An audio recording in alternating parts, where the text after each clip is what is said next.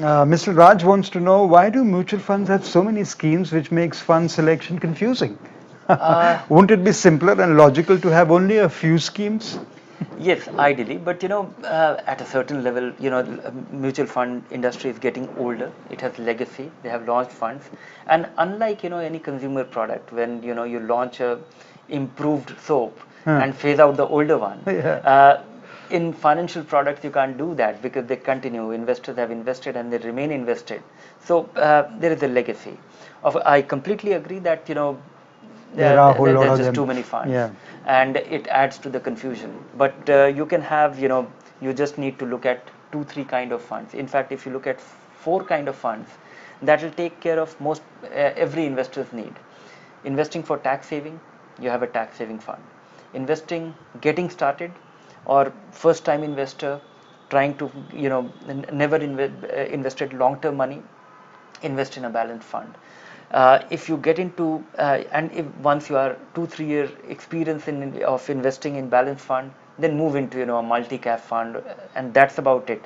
2 3 kind of funds. And if you become venturesome, somebody the person Ashra, who is doing his internship and investing 10,000, he becomes venturesome, allocate some money to mid and small cap fund, and that's about it. 4 kind of funds. And money for the short run, the money which you are likely to need in couple of days or couple of months, investing in an ultra short term bond fund or a liquid fund will do the job. So there will be too many funds, but you can focus on these 4 5 kinds, and that's about it. That will serve most of your needs.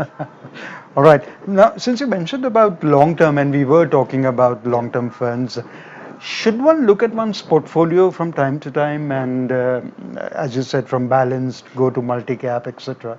Should one do that periodically, or should one stay with what one has? No, I keep saying all these things. It actually sounds little complicated, but I keep saying this because investors believe in something which is market linked. Developing that belief is very important.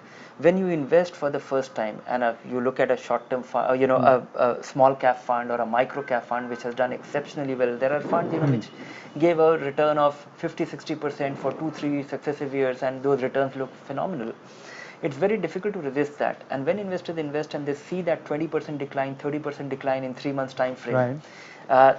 they are awed by that. There's a disbelief. They get out of the market. So to benefit from this market or market linked investment over a long period of time, you need to really get in a manner that you start believing in it, and you are able to withstand the ups and downs of the market because you have experienced it.